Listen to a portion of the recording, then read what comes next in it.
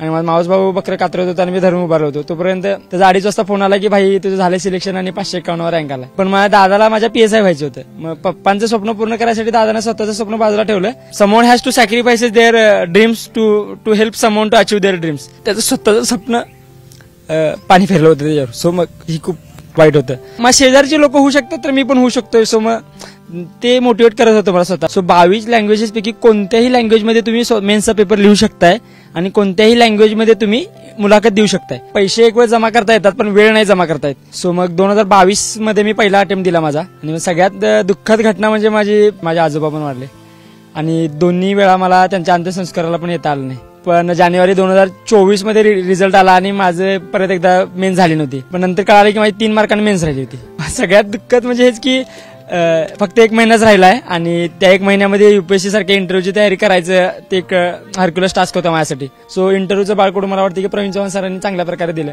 विद्यार्थ्याला स्वतःला समजतं स्वतःची लायकी काय आहे. म्हणजे टू बी फ्रँक की स्वतःची लायकी किती आहे ते विद्यार्थ्याला पहिल्या दुसऱ्या अटेम्प्टमध्ये कळतंय की माझी क्वालिफाय होणार आहे नाही होणार आहे. मुलांना थोडा वेळ दिला पाहिजे की त्यांना प्रूव्ह करायला. संपूर्ण महाराष्ट्रामध्ये गेल्या 2 दिवसांपासून एकाच नावाचा जप आहे तो सुरू आहे आणि ते म्हणजे बिरदेव डोने.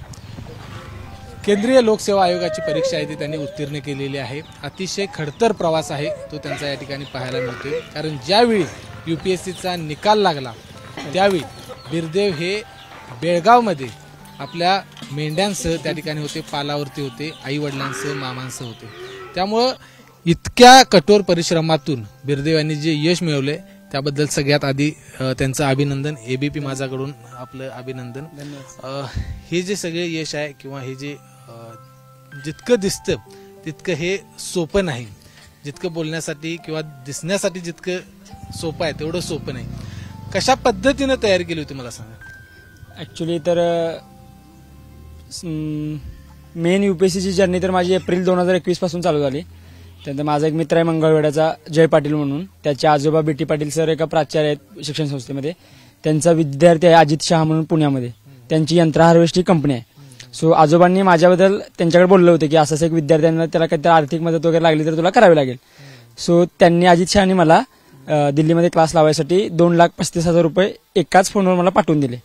सो म्हणजे दिल्लीमध्ये क्लास लावण्यामागचा हेतू माझा हाच होता की 2-3 वर्षानंतर प्रिपरेशन मी सेल्फ स्टडी केला. त्यानंतर मला असं नाही वाटलं पाहिजे की यार तेव्हाच क्लास केला असतं तर बरं झालं असतं. सो म्हणजे क्लास चूज मागचं हेच होतं की नंतर रिग्रेट नाही झालं पाहिजे. कारण पैसे एक वेळ जमा करता येतात पण वेळ नाही जमा करता येत. गेलेली वेळ एकदा गेली तर गेलीच. सो मग 2022 मध्ये मी पहिला अटेम्प्ट दिला माझा. प्री क्लिअर नाही झाली माझी. त्यानंतर येऊन घरी थोडा वेळ आणि मग नंतर परत गावाला गेलो. आणि सगळ्यात दुःखद घटना म्हणजे माझी 2022च्या प्रीच्या वेळी जानेवारीमध्ये माझी मावशी वारली आणि एप्रिल 2022 मध्ये 26 एप्रिल 2022 मध्ये माझे आजोबा पण वारले आणि दोन्ही वेळा मला त्यांच्या अंत्यसंस्काराला पण येता आलं नाही. ती खूप म्हणजे आहे ना ते sacrifices makes you stronger. So ती 2 आयुष्यातली माझ्या सगळ्यात मोठ्या सॅक्रिफायसेस होते. त्यानंतर 2023 मध्ये पुन्हा एकदा UPSCचा दुसरा अटेम्प्ट दिला. त्यानंतर CSCचे पण प्री निघाले आणि फॉरेस्टची पण प्री निघाली. सप्टेंबरमध्ये CSCची प्री मुंबईला दिली आणि फॉरेस्टची नोव्हेंबरमध्ये प्री नागपूरला दिली. पण CSCची प्री काय होईल का नाही याची काय मला काय शाश्वता नव्हती. पण मग त्यानंतर मग माझं सिलेक्शन काय झालं नाही. पण नंतर असं कळालं की माझी मेन्स 30-35 मार्कांनी राहिली होती आणि पण फॉरेस्टची मेन्स होईल अशी मला खात्री होती की ऍटलिस्ट इंटरव्ह्यूला तरी जाईन असं मला वाटत होतं. पण जानेवारी 2024 मध्ये रिझल्ट आला आणि माझं परत एकदा मेन्स झाली नव्हती. पण नंतर कळालं की माझी 3 मार्कांनी मेन्स राहिली होती. सो मग रिझल्ट लागल्यानंतर ते 15 दिवस म्हणजे खूप डिसअपॉइंटेड झालो होतो. कारण माझ्यासोबतचे 2 मित्र निशांत देशमुख आणि अक्षय वळे दोघांची पण मेन्स क्लिअर झाली आणि आम्ही सोबत एकत्र होतो. अभ्यास मेन्स वगैरे ग्रुप डिस्कशन वगैरे करायचो. मी पुण्यात ज्ञानप्रबोधिनीला मी शिफ्ट झालो होतो 2023ला. त्यानंतर मग परत एकदा 2024 मध्ये मी पुन्हा एकदा अटेम्प्ट दिला ज्ञानप्रबोधिनी पुण्यामधूनच. मग त्यामध्ये परत प्री क्लिअर झाली. तिसरा अटेम्प्ट होता माझा. मेन्स मुंबईला दिली मी परत एकदा. त्यानंतर त्याच दरम्यान म्हणजे असं होतं की आता 3 वर्ष प्रिपरेशन करतोय तर मग ऍटलीस्ट आपल्याकडे थोडंफार तरी काहीतरी पाहिजे म्हणून मी पुन्हा ऑगस्ट 2024 मध्ये CFFची पण एक्झाम दिली. त्यांची प्री मेन्स एकाच दिवशी असत्या. त्याचा रिझल्ट लागला. ती पण प्री मेन्स माझी क्लिअर झाली होती. ऑक्टोबरमध्ये आता काय करायचं म्हणून CFFचं फिजिकल क्लिअर केलं. CFFचं मेडिकल पण क्लिअर केलं. म्हणजे ती असिस्टंट कमांडंटची एक्झाम असते UPSCच कंडक्ट करते. पण त्या दरम्यान 10 डिसेंबरला वगैरे UPSCचा रिझल्ट लागला. ऍक्च्युली त्या दिवशी आम्ही हॉस्पिटलमध्ये होतो. DY पाटील हॉस्पिटलमध्ये होतो कोल्हापूर. वडिलांचं किडनी स्टोनचं ऑपरेशन करायचं होतं. सो मग त्यानंतर मग 10 दिवसांच म्हणजे 20 डिसेंबरला वगैरे युपीएससीचा इंटरव्ह्यू शेड्यूल बाहेर पडला आणि माझं 20 जानेवारीला इंटरव्ह्यू हे मला कळालं. सगळ्यात दुःखद म्हणजे हेच की फक्त 1 महिनाच राहिलाय आणि त्या 1 महिन्यामध्ये युपीएससी सारख्या इंटरव्ह्यूची तयारी करायचं ते एक हरक्युलस टास्क होता माझ्यासाठी. आणि मग माझा एक मित्र होता निशांत देशमुख म्हणून. सो मग तो मला नेहमी म्हणायचे की माणूस कमी वेळामध्ये चांगलं इम्पॅक्टफुल प्रिपरेशन करत असतो. सो मग त्यावेळी माझे 2 चांगले म्हणजे सोबतचे मित्र होते जे आम्ही मेन्स एकत्र केले होते. निशांत आणि कोमल सोबत होती माझ्या. कोमलनं पण फॉरेस्टचा इंटरव्ह्यू दिला आणि निशांत ऑलरेडी भारतीय वन सेवेमध्ये मणिपूर कॅडरचा अधिकारी आहे. सो मग ते दोघांच्याकडून मी लहान लहान गोष्टी म्हणजे शिकत येईल की कसं बोलायला पाहिजे, काय नाही करायला पाहिजे. आणि त्यासोबत युनिक अकॅडमीचे प्रवीण चव्हाण सर म्हणून आहेत पुण्याच्या.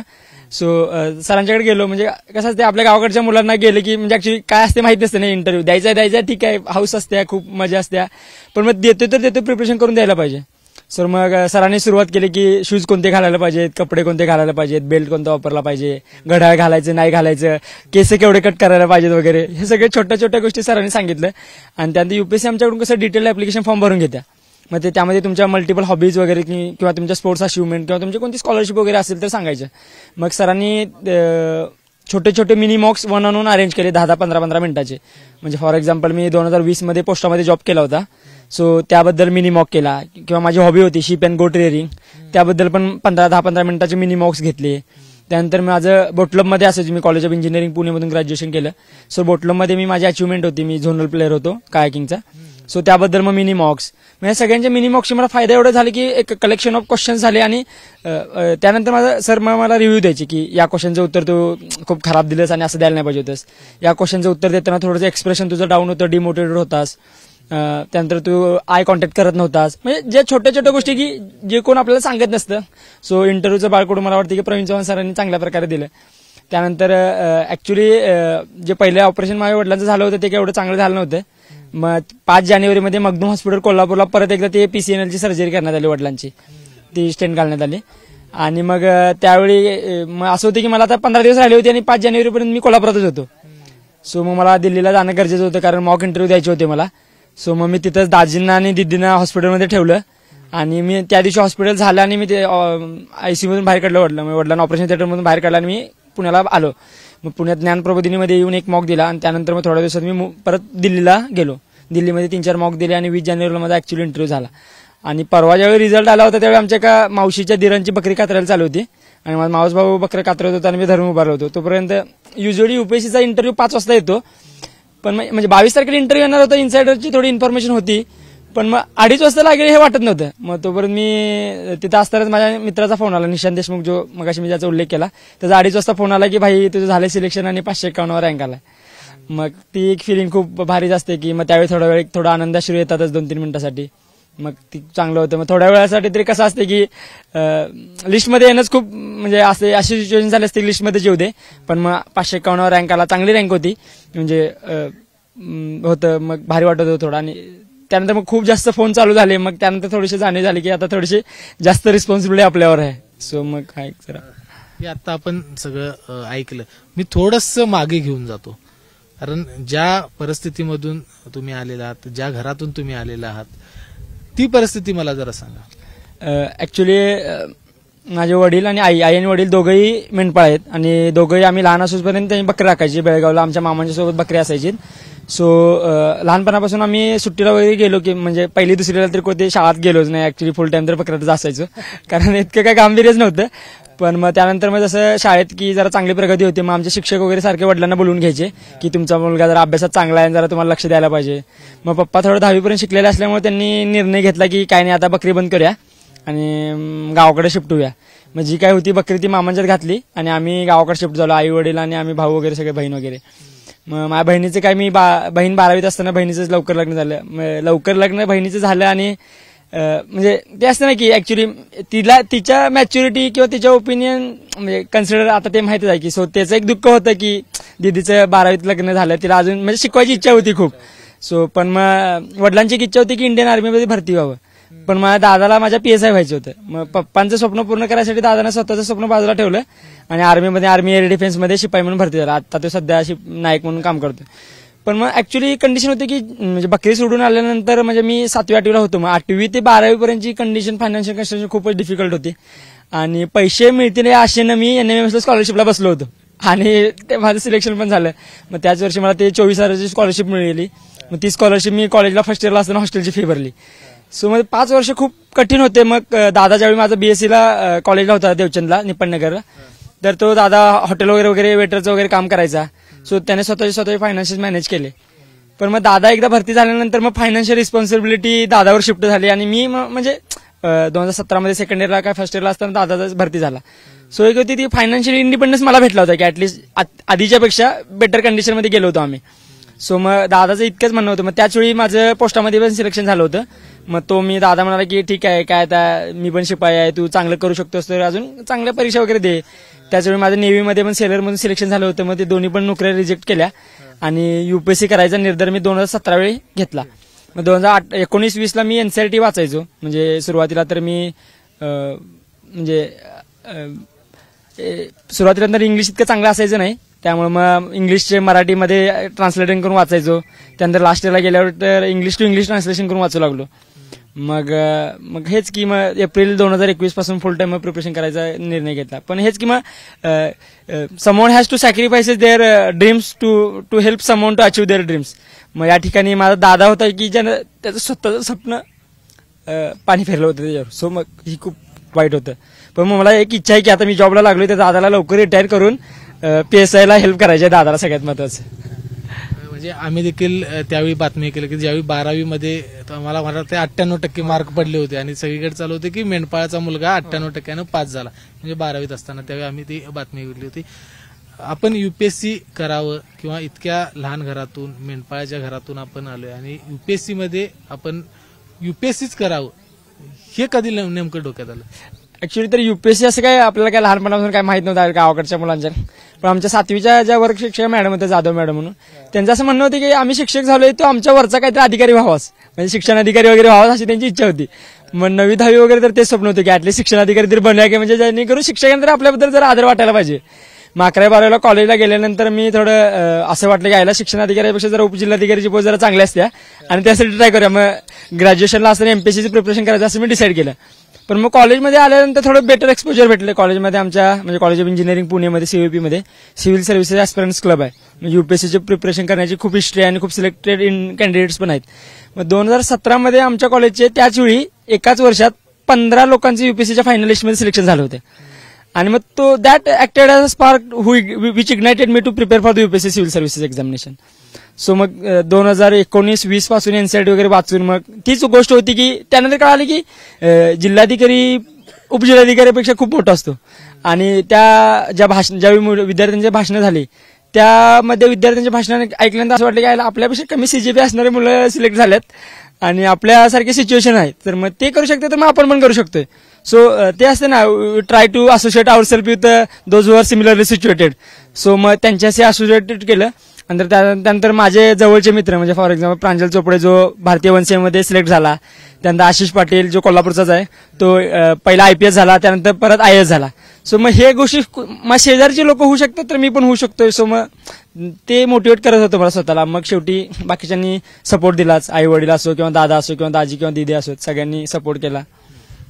या सगळ्यामध्ये जे स्पर्धा परीक्षेचा अभ्यास करत असतात ते वेगवेगळ्या पद्धतीची त्यांना डिफिकल्टी म्हणजे खास करून आपल्या भागातल्या किंवा महाराष्ट्रातल्या मुलांना की इंग्रजीमध्ये ते जे सगळ्या सिलेबस आहे तो इंग्रजीमधला मराठीत असावा अशा पद्धतीची एक मध्यंतरी मागणी सगळ्या तरुणांची होती. काय नेमकं असायला पाहिजे असं वाटतं? सगळ्यात महत्वाचं म्हणजे काय की UPSC कॉन्स्टिट्यूशन मधल्या 8th शेड्यूलमध्ये 22 लँग्वेजेस आहेत. सो 22 लँग्वेजेस पैकी कोणत्याही लँग्वेजमध्ये तुम्ही मेन्सचा पेपर लिहू शकताय आणि कोणत्याही लँग्वेजमध्ये तुम्ही मुलाखत देऊ शकताय. So language should not act as a barrier to have better success in the life. So आता कन्सिडर केलं की मटेरियलची अवेलेबिलिटी मी मान्य करतो की जितकं मटेरियल इंग्लिशमध्ये अवेलेबल आहे तितकं मटेरियल मराठीमध्ये अवेलेबल नाहीये. पण MPSCने यावर्षी एक चांगला निर्णय घेतलाय की ते ऑब्जेक्टिव्ह पॅटर्नवरून सब्जेक्टिव्ह पॅटर्नकडे शिफ्ट होऊ लागल्यात. सो मला असं वाटतंय की तो MPSCचा निर्णय महाराष्ट्रातील UPSC मध्ये सिलेक्ट होणाऱ्या मुलांचा टक्केवारी वाढवायला खूप मदत होईल. आणि आता बरेचसे क्लासेस पण पुढे येतील की जे इंग्लिशमधनं बेटर मटेरियल मराठीमध्ये ट्रान्सलेट करतील. सो ते आहे ना की बदल ही काळाची गरज आहे पण बदल होण्याला वेळ लागतो. पण बदल नक्की होईल हे मात्र खरं आहे. सो मराठीमध्ये रूपांतर व्हायला थोडा वेळ लागेल, पण नक्की होईल हे मात्र खात्री आहे. मी थोडं आणखी कौटुंबिक विषयाकडे येतो. हा ज्यावेळी रिझल्ट लागला त्यावेळी सोबत कोण, आई होतं, वडील होते, कोण होते सोबत? ऍक्च्युली आई वडील माझ्या मामाच्या गटल्यालाच होते आणि मी आमच्या मावशीच्या दिराच्या तिथं बकरी कात्राला दुसरीकडे गेलो होतो. मग 2:30 वाजता रिझल्ट लागल्यानंतर मी पहिला फोन दादाला केला. दादा आमचा रिझल्ट बघून झोपलेला की म्हणजे आता काय लागत नाही वाटतं आणि झोपे वाटतं तिकडे. दादा एकदम हडबडून जागा झाला. मग 551 रँक नंतर त्यानंतर माझा एक मित्र होता अक्षय सोळणकर, ज्याने मध्ये या जर्नीमध्ये एकदम खंबीर उभा राहिला, मला फायनान्शियल सपोर्ट पण केला. त्यांच्या मिसेस ऐश्वर्या त्यांनी पण मला फायनान्शियल सपोर्ट केला. या दोघांना मी पहिला फोन केला. मग मला असं वाटलं की पप्पांना अजून काय माहित नाही आवडतं, पण मग त्यानंतर मी दाजींना फोन केला की असं झालंय म्हणून. पण दादांना सगळ्यांना सांगितलं ऑलरेडी. आणि मग मी त्यानंतर आम्ही 4 वाजता मामांच्या गट्ट्याला गेल्यानंतर मग सगळे सत्कार वगैरे आई वडिलांनी वगैरे सगळं झालं. ते मग तुम्ही खूप भावनिक आहे. आता आम्ही एवढ्या वेळात आता आम्ही बघतोय खूप भावनिक आहे बहिणीबद्दल, भावाबद्दल, आई वडिलांच्या बद्दल. कारण बहिणीच्या डोळ्यामध्ये देखील आता हे कौटुंबिक जो पाठिंबा असतो तो किती महत्वाचा असतो? सगळ्यात महत्वाचं म्हणजे हे असते की आता माहित नाही मी चांगली गोष्ट म्हणू की वाईट गोष्ट म्हणू, आय डोंट नो, पण माझे आई काही शाळा शिकलेली नाही आहे आणि वडील फक्त 10वी पर्यंत शिकलेले आहेत. सो मी ज्यावेळी 11वी-12वी नंतर काहीतरी डिसिजन घ्यायचा होता त्यावेळी ती मला नेहमी म्हणायचं, आता काय आमच्याकडे जास्त शाळा शिकलेला तू आहेस, सर तुला डिसिजन घ्यायचं, आम्हाला काहीच माहित नाही. सो मग ही काय ना की काही दडपण वगैरे घरून काहीच नव्हतं, पण ही गोष्ट मला चांगले निर्णय घ्यायला भाग पडत होती. कारण ते आहे ना की कमी जास्त प्रेशर असेल की माणूस इरिस्पॉन्सिबल बनतं, आणि जास्त नाही की तुम्हाला कमी दडपण होतं, काहीच नव्हतं, एकदम फ्रीडम होतं मला जास्त. सो त्या गोष्टी मला जास्त रिस्पॉन्सिबल बनवत होत्या. मग फायनान्शियल सपोर्ट खूप गरजेचा असतो आणि फायनान्शियल सपोर्ट सोबतच सायकोलॉजिकल सपोर्ट पण खूप महत्वाचा असतो. मी दिल्लीला ज्यावेळी होतो तेव्हा मला खूप होम सिकनेस यायचा की म्हणजे मी रोज सारखं आईसोबत बोलायचो की कधी एकदा घरला आईला फोन करतो आणि त्यासोबत बोलतो. आणि दिल्लीतली परिस्थिती इतकी खराब आहे, उन्हाळा इतका खूप गरमीचा असतो आणि हिवाळा इतका थंडीचा असतो की मारायची परिस्थिती आहे. पण मग पुण्याला आल्यानंतर थोडं पुणे कसं फॅमिलीवर होतं, मग 2-3 दिवसांनी एकदा घरी वगैरे फोन करायचा. पण मग एक असायचं की घरी काहीतरी इन्स्टेबिलिटी आले की माझं पण तिथलं शेड्यूल थोडं डिस्टर्ब व्हायचं. पण मग फायनान्शियल स्टेबिलिटी आणि फॅमिलियल बॅकग्राऊंड किंवा फॅमिलियल सपोर्ट दोन्ही गोष्टी should go in hand in hand म्हणजे टू हॅव बेटर सक्सेस, मला असं वाटतं. एकूण या सगळ्या या प्रवासामध्ये नेमकं प्रेरणास्थान कोण होतं? आपल्या डोळ्यासमोर एखादी व्यक्ती असते, कोण होतं प्रेरणास्थान की ज्यांच्याकडे बघून हा सगळा प्रवास चालू केला होता? ऍक्च्युली तर मी कॉलेजला असताना शिवम प्रतिष्ठानचे जे संस्थापक होते इंद्रजित देशमुख साहेब, जे कोल्हापूर जिल्हा परिषदेला पण मला वाटतं ऍडिशनल सीईओ काहीतरी सीईओ होते. सो त्यांच्या घारेवडीच्या एका कार्यक्रमाला गेलो होतो. सो मग ते सत्कार समारंभ वगैरे ठेवायचे. सो मग एक चांगलं काम करायला पाहिजे आणि चांगला एक प्रशासकीय अधिकारी होऊन मातीशी आपली नाळ जोडली ठेवली पाहिजे, हे मला वाटतं की इंद्रजित देशमुख साहेबांच्याकडून मी शिकलो. आणि मग त्यांच्याकडे बघूनच मग मी युपीएससीची वगैरे प्रिपरेशन चालू केली. पण मी 12वीमध्ये असताना वगैरे राजेश पाटलांचे वगैरे किंवा आपले हे आदिवासी विभागाचे राजेश खवले सर वगैरे त्यांची किंवा पुस्तकं वगैरे वाचली होती. सो मग ही इन्स्पिरेशनल स्टोरीज मला माहित होत्या की त्यांनी किती स्ट्रगलमधून सक्सेस अचीव्ह केले. सो मग आपण पण असं करू शकतो, याचं काहीतरी थोडंफार कुठं काहीतरी होतं की अरे ते करू शकतो तर मग आपण पण करू शकतो. सो मग या सगळ्या गोष्टी होत्या की असं पर्टिक्युलरली कोणत्या थिंग्सला म्हणण्यापेक्षा multiple factors contributed to have better, म्हणजे मला वाटतं की हे सक्सेस अचीव्ह करायला आणि किंवा यापर्यंत जायला मला हेल्प केल्या गोष्टींनी. शेवटचा प्रश्न विचारतो की आपल्यासारखे खूप तरुण आहेत ग्रामीण भागातले की ज्यांना खूप मोठं यश मिळवायचं आहे, टॅलेंट आहे त्यांच्यामध्ये, मात्र कुठंतरी पालकांचं दडपण असतं किंवा आजूबाजूच्यांचं दडपण असतं, काही जण निग्लेक्ट करत असतात. तर या अशा सगळ्या परिस्थितीमध्ये पालकांना नेमकं काय संदेश द्याल तुम्ही? ऍक्च्युली तर सगळ्यात महत्वाचं तर माझं पहिलं ओपिनियन आहे की वयाने खूपच लहान आहे आणि पालकांना मी संदेश देणं अतिशय काही योग्य तर दिसत नाही. पण ॲज म्हणजे काही थोडंफार तर असं ना, असं माझं म्हणणं आहे की मुलांना काय करायचं आहे ते मुलांना ठरवायला द्या. म्हणजे पालकांनी स्वतःची स्वप्न मुलांच्यावर लादायला नाही पाहिजे, त्यांना फ्रीडम द्यायला पाहिजे काय करायचं आहे. आता काही काही मुलं अशी आहेत की त्यांना युपीएससी करायचं नाहीये, पण फक्त आई वडील सांगतायत म्हणून युपीएससी करायला लागलेत. मग असं व्हायला नको ना सिच्युएशन. किंवा काही काही मुलं असे आहेत की ज्यांना युपीएससी करायचे आहे पण पालक म्हणतात की जॉब कर, मग ही अशी पण सिच्युएशन व्हायला नको. सो बोथ कंडिशनमध्ये असं व्हायला पाहिजे की ऍटलिस्ट मुलांना थोडा वेळ दिला पाहिजे की त्यांना प्रूव्ह करायला. समजा माझ्याच आई वडिलांनी पहिल्या दुसऱ्या अटेम्प्ट नंतर मला फोर्स केला असतो जॉब घ्यायला तर माझ्यासारखा अधिकारी जन्माला आला नसता.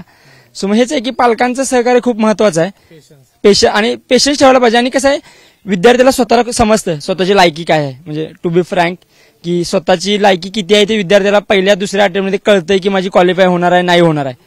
सो मग ते गेज करता आलं पाहिजे विद्यार्थ्याला स्वतःला. सो विद्यार्थ्याला स्वतःवर कॉन्फिडन्स असेल तर त्याचा घरच्यांचा पण त्याच्यावर कॉन्फिडन्स असतो. सो माझ्या दादाचा आणि माझ्या घरच्यांचा असं होतं की काही ना काही करून दाखवेलच, इतका कॉन्फिडन्स तर त्यांना होताच. सो मला वाटतं की या सगळ्या गोष्टींना मला वाटतं की महत्व द्यायला पाहिजे. धन्यवाद. एबीपी माझाशी आपण मनमोकळ्या पद्धतीने बोललात.